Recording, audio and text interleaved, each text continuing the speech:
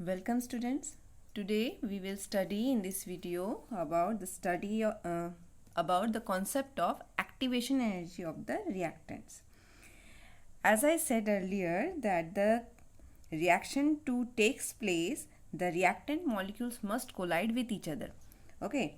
Now, however, every collision is not an effective collision. That is, the reaction doesn't occur when every and each of the molecule within the reaction mixture is colliding. For the reaction to be effective, the colliding molecules must possess the energy more than a particular value. Alright. Now, the minimum amount of energy the colliding molecules must possess so that the collision between them becomes effective. That is, the reaction will occur. This minimum amount of energy is known as threshold energy. Okay, so this is the minimum amount of energy needed by the reactant molecules so that they can be effectively collide and get converted into products. Now, at room temperature, most of the reactant molecules have energy less than this threshold value. However, what happens when we supply energy in the form of heat and light, the reactant molecules will absorb energy and this energy becomes equal or greater than this threshold value. Then what will happen? They will start reacting or changing to products. This minimum extra amount of energy absorbed by the reactant so that their energy becomes equal to this threshold value is called activation energy.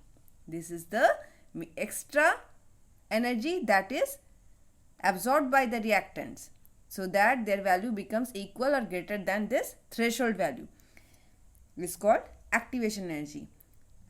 So the threshold energy is equal to activation energy plus average kinetic energy possessed by the molecules. Alright. Now, lesser is the activation energy.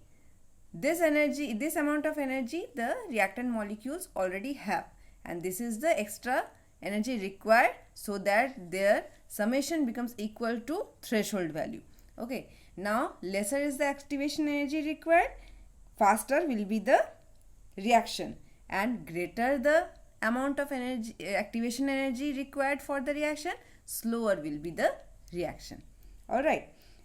Now, in order that the reactants may change into products, they have to cross this threshold value. Okay. This is represented in this potential energy and reaction coordinate curve. This curve is known as reaction profile of the reactant. This is the reactant profile of the exothermic reaction. Okay, a reaction profile means the path followed by the reaction. Now, why it is called the exothermic?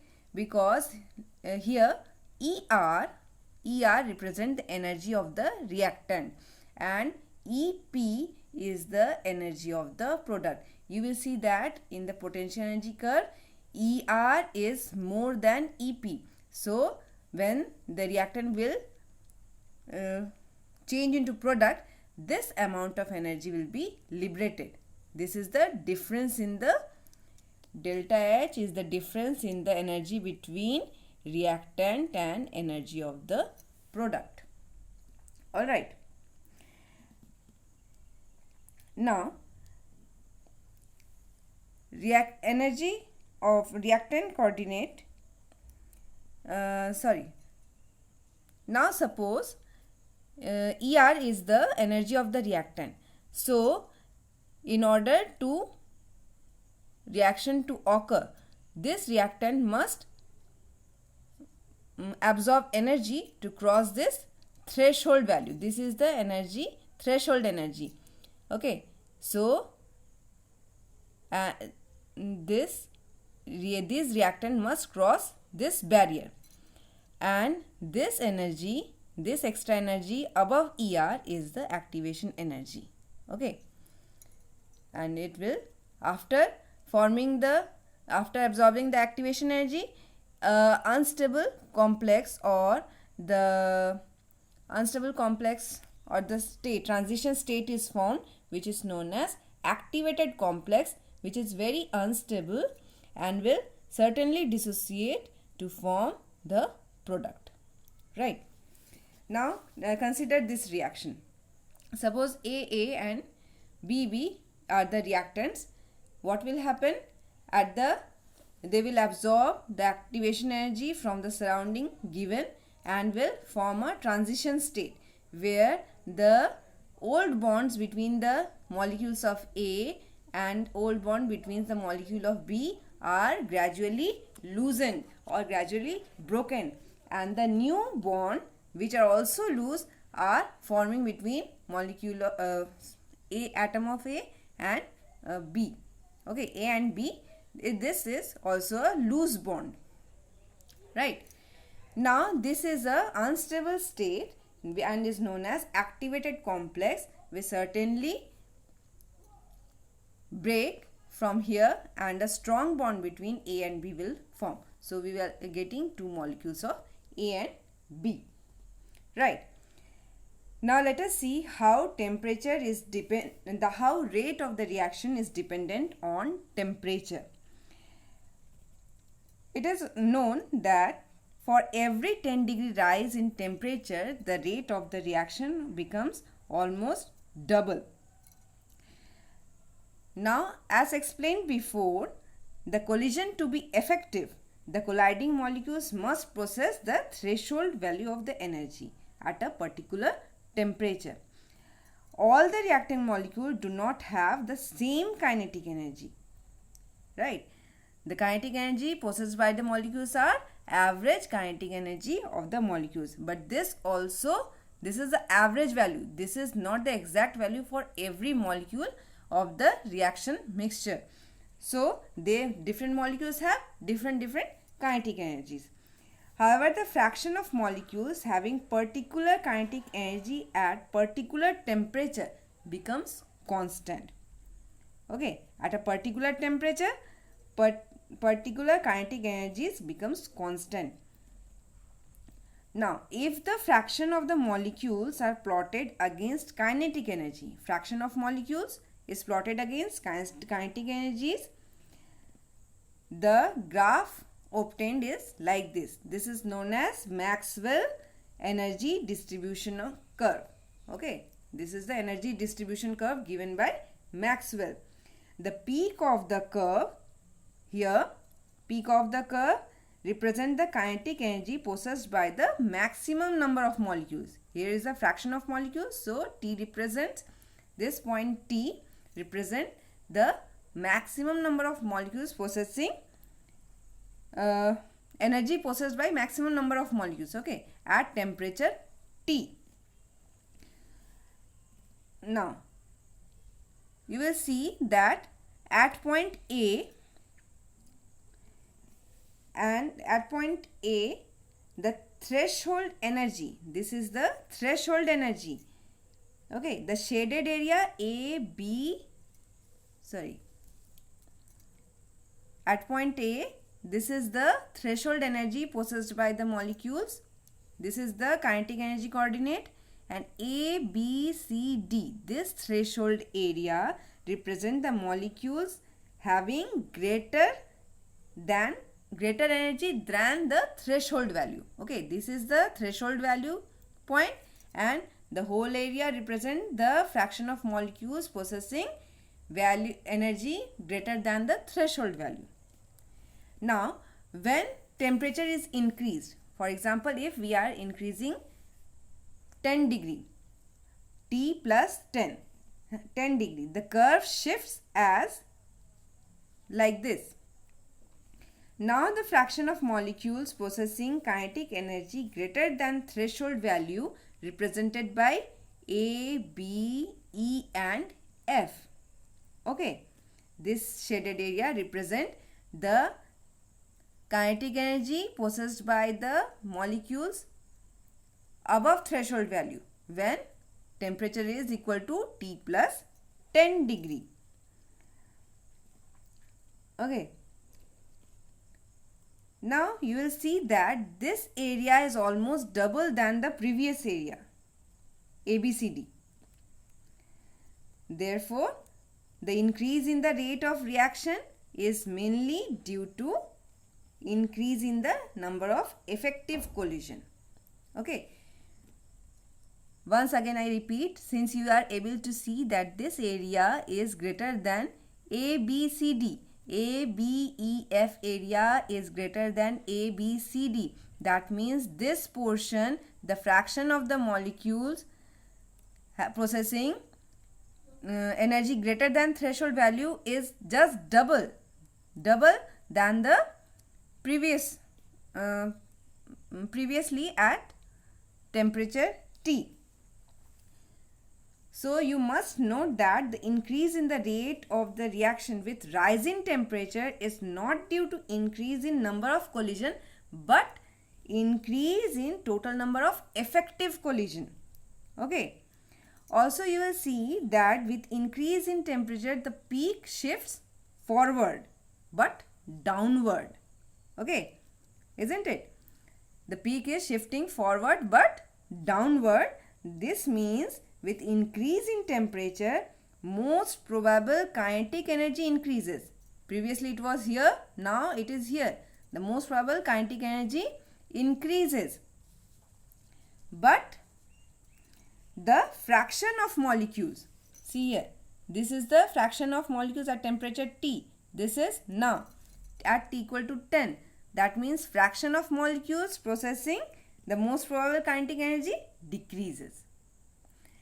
Kinetic energy increases but the fraction of molecules possessing most probable kinetic energy decreases. Okay. Now quantitatively the effect of temperature on the rate of reaction and on constant K is given by Arrhenius and is known as Arrhenius equation. He gave K of the that is the rate constant is equal to A into e to the power minus Ea by RT. This is known as Arrhenius equation where A is the constant which is known as pre-exponential factor and frequency factor and are different and is different for different reaction. Okay. Now if we take log of both the side, we can write ln K is equal to ln A minus Ea by RT. If T1 and T2 are the temperatures, their corresponding rate constant will be K1 and K2. So you can write ln K1 is equal to ln A minus Ea upon RT1. Similarly, ln K2 is equal to ln A minus Ea upon RT2. Okay. Now subtracting equation 4 from equation 3 from equation 4, we have ln K2 minus ln K1 is equal to minus Ea upon RT2 minus Ea upon RT1. Okay. Taking Ea by R common, we have 1 upon T1 minus 1 by T2. Rearranging, will have this. Again, ln K2 minus ln K1 will be equal to ln K2 by K1. Okay. This you can write like this. Changing ln to log base 10, we can write log K2 upon K1 equal to Ea upon 2.303 R into T2 minus T1 up minus T2, T1, T2. Okay. This is the equation. When K1 and K2 at temperatures T1 and T2 are known, you can find out the value of activation energy for the reaction. Okay. Now let us see the effect of catalyst on the rate of reaction. Suppose A and B are the reactant and C is the catalyst. What happens? A at activated state, A, B and C, that is the reactants and the catalyst, form a transition state known as intermediate complex, which finally dissociate to form AB product and the catalyst is recovered. As you know, catalysts do not at catalyst do not consume duct in the course of reaction. Okay, now the intermediate complex has lower potential energy than the intermediate complex formed between the reactant in the absence of catalyst. What happens? How catalysts increase the rate of reaction can be shown by potential energy. How catalysts increase the rate of reaction can be represented by this curve, potential energy with reaction coordinate curve.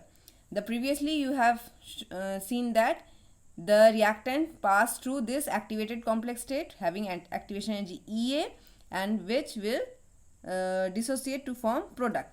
In presence of catalyst, the activation energy decreases. Okay, this represent the activation energy in presence of catalyst, which also dissociate to form the product, whereas delta H will remain the same, that is, it do not alter with the heat of the reaction. Okay, so to sum up, you can count some characteristic of the catalyst or the catalyzed reaction. First one is that all you know that the small amount of catalyst is needed and is sufficient to bring about a large change in the rate of reaction. Very small quantity is needed. Catalyst never initiate the rate of reaction, it can only accelerate reaction. Okay, or you can say that it catalyzes a spontaneous reaction only and never catalyzes a non-spontaneous reaction. Okay, it also doesn't alter delta G of the reaction. It doesn't alter with the free energy change of the reaction, and also doesn't alter delta H of the reaction. Okay, the catalyst take part in the reaction but is regenerated without any chemical change at the end of the reaction. If the reaction is reversible, that is, it can be forward direction as well as can go in backward direction, then the catalyst can speed up the rates to equal extent.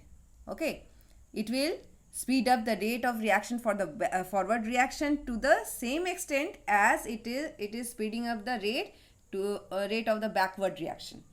Okay, hence it is not disturbing the chemical equilibrium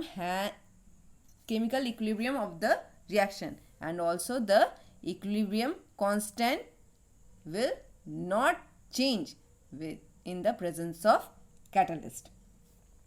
Right? Next is the last topic of this chapter is the collision theory of chemical reaction. Now, Arrhenius equation significantly explains the effect of temperature on the rate of reaction and rate constant. Okay, now it takes into consideration two factors, that is A, the frequency factor, and the activation energy E of the reaction. Two factors he considered, Arrhenius. Now, for a better explanation about the rate of reaction, a collision theory was put forward. It is based on the kinetic theory of gases. You have learned the kinetic theory of gases in your previous class, where the reactant molecules are assumed to be hard spheres and the reaction between them occur only when they collide with each other. Now, the number of collision to takes place per second per unit volume of the reaction mixture is known as collision frequency, which is represented by Z. It is the number of collision per second per unit volume of the reaction mixture. If this frequency is very high, 10 to the power 25 to 10 to the power 28, in case of gaseous reaction, it will form product. But at ordinary temperature, this Z is below this value. So, at ordinary temperature, that is at room temperature, all reaction doesn't take place. For a collision to be effective, colliding molecules must possess energy called the threshold energy as explained. Thus, the ordinary temperature and pressure, most of the molecules may not possess equal energy or greater than the threshold value. Alright. Now consider this reaction. AB is converting to product. Now if ZAB is the collision frequency and F is equal to fraction of molecules whose collision are effective, then the rate of the reaction will be equal to minus dx by dt into collision frequency into the fraction of molecules whose collision are effective. Okay. Now, according to kinetic theory of gases, the fraction of molecules possessing energy more than particular value E is given by this. F is equal to E to the power minus E upon RT. This is derived from the kinetic theory of gases, and F is known as the Boltzmann factor. Now, since the energy required for the reaction to occur must be equal or greater than go through the activation energy curve and must be equal to activation energy the reactant must possess. So, the F will be equal to E to the power minus EA by RT. We can write this. So, the equation 1 becomes rate is equal to ZAB into E to the power minus E upon RT. Okay, since rate is directly related to rate constant K, you can write K is equal to Z dot E to the power minus EA by RT. Right. This is the expression given by collision theory.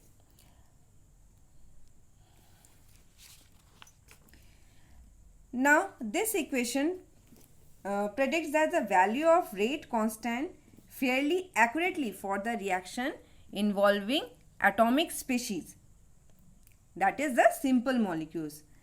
Now, if the reactant are complex molecules, there are various deviations. Because if the colliding molecules have energy greater than threshold value, they may not have proper orientation at the time of collision. Then what will happen? No breaking of bond will occur and thus no product will form. So, the collision to be effective, the colliding molecules must have energy greater than threshold value and also possess a proper orientation. So, in this equation, another factor known as orientation factor, a steric factor or probability factor is also introduced along with the collision frequency. So, now your equation becomes K is equal to PZAB e to the power minus EA by RT. Now, if we compare this equation with our Arrhenius equation, we find that A is equal to PZAB. Okay. Okay, that's all for today. Thank you.